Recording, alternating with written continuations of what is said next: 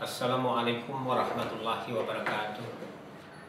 Saudara sekalian, saat ini saya ingin mengajak Anda untuk mempelajari ilmu Nahwu demi memahami Al-Quran. Ilmu Nahwu dengan kata lain adalah tata bahasa Arab, atau dalam bahasa Inggrisnya sama dengan sintaksis ya. Jadi kalau menyebut tata bahasa Arab ada dua, yaitu ilmu sharaf dan ilmu nahwu. Ilmu sharaf kita pelajari tersendiri, ilmu nahwu kita pelajari tersendiri. Dan saat ini saya ingin mengajak Anda mempelajari nahwu secara praktis, sederhana, dan mudah-mudahan mudah dan cepat dicerna. Adapun apa yang akan saya sampaikan pada hari ini ada kemungkinan akan disampaikan lagi pada hari-hari berikutnya, pada pertemuan-pertemuan kita berikutnya. Semua hal-hal yang akan disampaikan pada saat ini bisa jadi akan disampaikan secara berulang-ulang. Jadi kalau pada saat ini ada hal-hal yang Anda kurang ngerti, Anda tidak usah cemas karena semua akan diulang. Yang penting Anda mengikuti pelajarannya satu demi satu. Ya. Untuk tahap pertama, kita akan mempelajari tentang jumlah huruf Arab, jumlah abjad dalam huruf hijaiyah ya. Nah, umumnya orang beranggapan bahwa mengatakan bahwa huruf Arab itu terdiri dari 29 huruf. Nah, di antara 29 huruf itu ada satu huruf yang tidak mempunyai bunyi, yaitu huruf alif ya. Huruf alif adalah huruf yang tidak mempunyai bunyi. Loh, kok tidak punya bunyi? Ya, artinya kalau yang lain misalnya katakanlah setelah alif, ba, ta, sa, dan seterusnya, itu semua adalah, selain alif adalah huruf-huruf konsonan ya, atau huruf mati. Nah, satu hal yang perlu Anda perhatikan, di dalam bahasa Arab itu tidak ada huruf hidup ya. Tidak ada huruf hidup, karena huruf itu nanti akan dihidupkan oleh harakat, oleh tanda baca ya. Jadi saya ulangi, alif adalah huruf yang tidak mempunyai bunyi. Nah, jadi kalau misalnya kita mengatakan A, nah, Anda perhatikan. Kalau Anda mengatakan A, maka yang dimaksud itu bukan bunyi alif ya. Yang dimaksud adalah bunyi hamzah. Lalu apa fungsi alif di sini? Fungsi alif di sini adalah sebagai tempat duduk hamzah, sebagai tempat tumpangan hamzah. Tapi kadang-kadang juga hamzah itu ditulis di bawah alif. Contoh begini ya.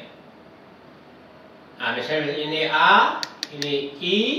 Nah, kalau U bagaimana? Bisa juga seperti ini, mirip dengan ini, tetapi di sini diberi tanda dhamma. Nah, jadi saya ulangi. Ini A, ini I, ini U. Ini bukan bunyi alif. Bukan bunyi alif.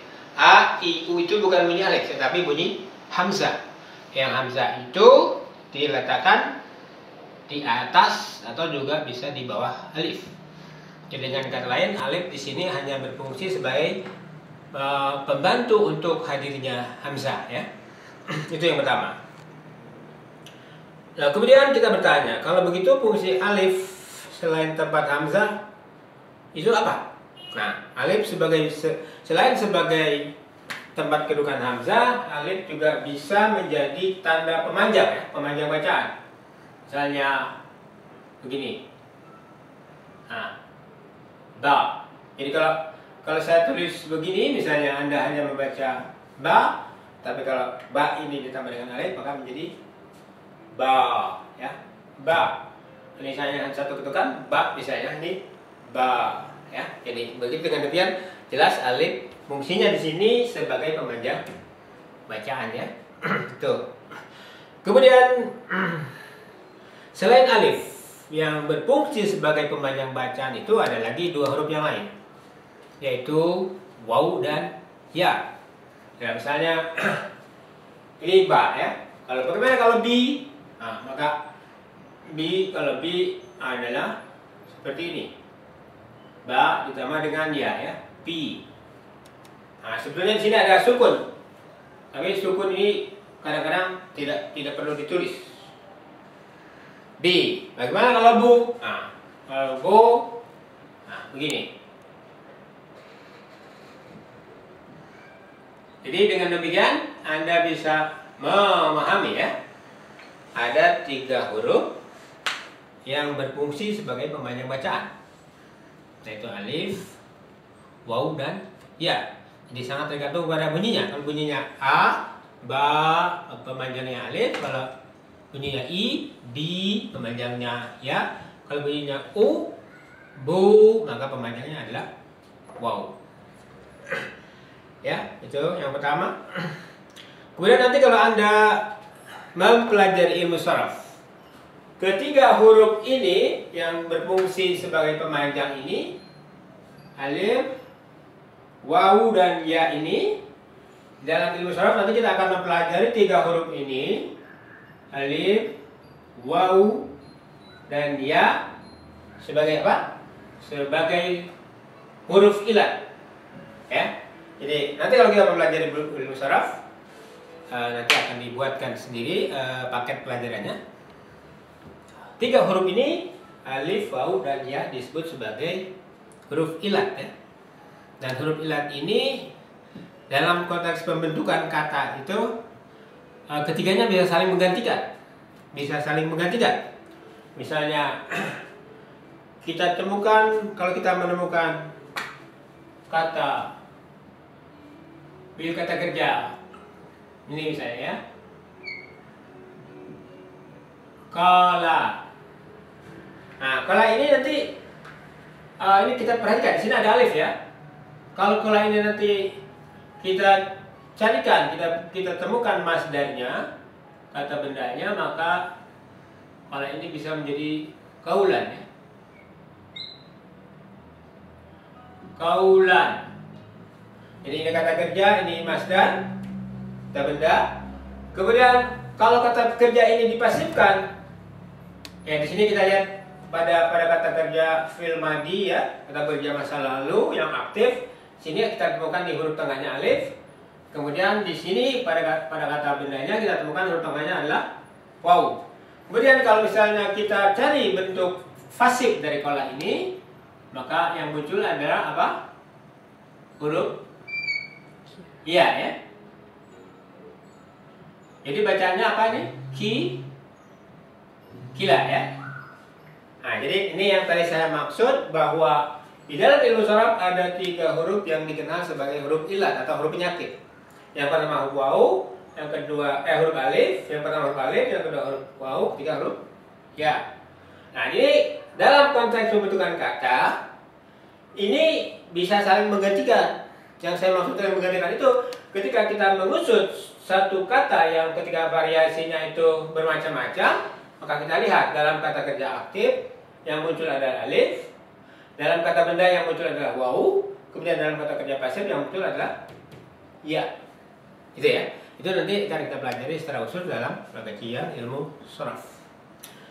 Nah, kemudian saudara, kalau kita membuka kamus, kita akan mendapati bahwa huruf yang pertama itu bukan alif. Jadi kalau kita mengeja abjad, alif, ba, ta, sa, dan seterusnya, kalau kita membuka kamus, huruf yang pertama itu bukan alif, tapi hamzah.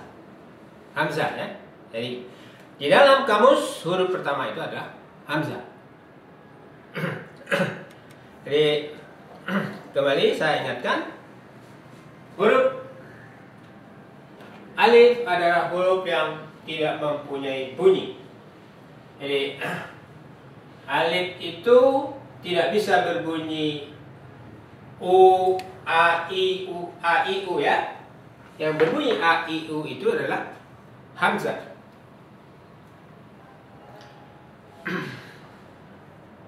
Nah, satu hal lagi, kita akan mengkaji, mempelajari tempat duduk hamzah ya. Kalau tadi saya katakan bahwa tempat duduk hamzah itu adalah alif, Ini jelas ya, terlihat ya. Nanti dalam bentuk kata yang lain kita akan lihat bahwa hamzah itu bisa menempati, selain bisa menempati alif, coba sudah perhatikan pada kata ini ya, sa'ala, kemudian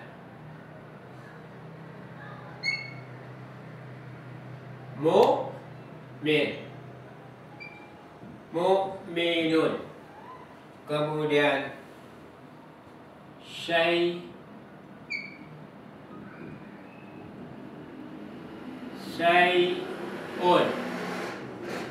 Nah, pada ketiga kata ini, pada kata yang pertama hamzah menempati alif, ya. Pada kata yang kedua hamzah menempati waw. Pada kata yang ketiga, hamzah menempati ya. Nah, jadi di sini yang berbunyi a hamzah, ya, tetap. Yang berbunyi u di sini hamzah, yang berbunyi i di sini hamzah. Sa'ala, mu'minun, syai'un. Nah, kalau saudara misalnya menulis ini sa'ala tanpa hamzah, maka bunyinya bukan sa'ala, tetapi sala, ya. Berarti alif muncul sebagai apa? Sebagai pemanjang, ya. Kalau misalnya Anda menulis ini, misalnya kelupaan menaruh hamzah di atas alif, kayak seperti ini, maka ini bunyinya bukan sa'ala, tetapi sa'la. Ingat, di situ alif berfungsi sebagai pemanjang, ya. Tapi kalau di sini alif menjadi tempat kedudukan hamzah. Jadi saudara bisa lihat bahwa hamzah itu adalah huruf yang membutuhkan tempat duduk. Tempat duduknya bisa alif, bisa waw, bisa ya. Tapi kadang-kadang hamzah juga bisa mendiri, bisa tidak tergantung pada huruf lain, ya. Misalnya dalam kata ini, ya, ulama misalnya, ulama'u, jamak dari alim, ya. Ulama'u itu hamzahnya berdiri sendiri, ya. Begitu juga misalnya kalau pada huruf pada kata yang lain, misalnya contoh lain, misalnya pada kata khulafa. Nah, ini, ya, ini jamak dari khalfa, khulafa'u. Nah, inilah contoh-contoh hamzah yang tidak membutuhkan, tidak menumpang pada huruf yang lain, ya. Ini, jadi hamzah kebanyakan menumpang pada huruf lain, tapi kadang-kadang dia bisa juga mandiri, ya. Nah, itu saya kira mudah-mudahan Anda bisa memahami. Nah, sekali lagi apa yang saya sampaikan pada saat ini semua bisa diulang berkali-kali dalam berbagai pertemuan kita berikutnya. Kemudian yang terakhir dari pertemuan kita pertama ini adalah kita akan membahas serba sedikit tentang sesuatu yang di dalam bahasa Inggris itu disebut sebagai part of speech, ya. Part of speech. Apa? Part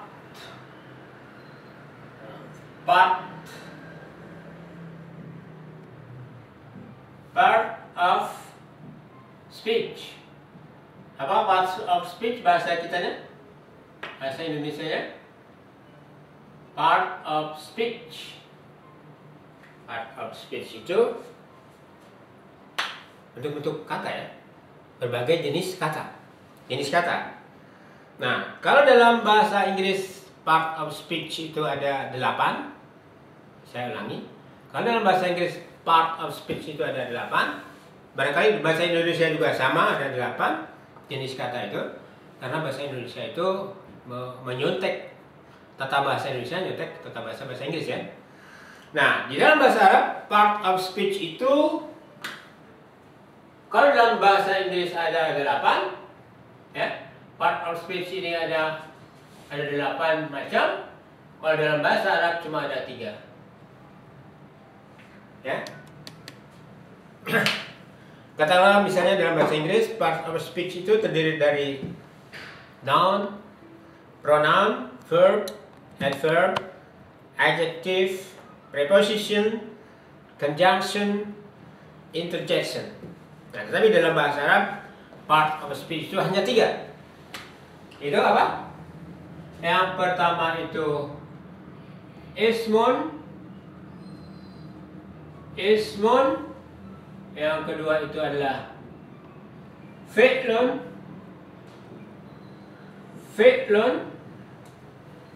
Yang ketiga adalah harfun.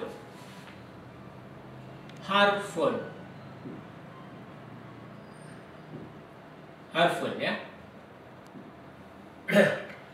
Nah, tetapi yang 3 ini mencakup yang 8. Yang 3 itu ini mencakup yang 8. Bagaimana bisa?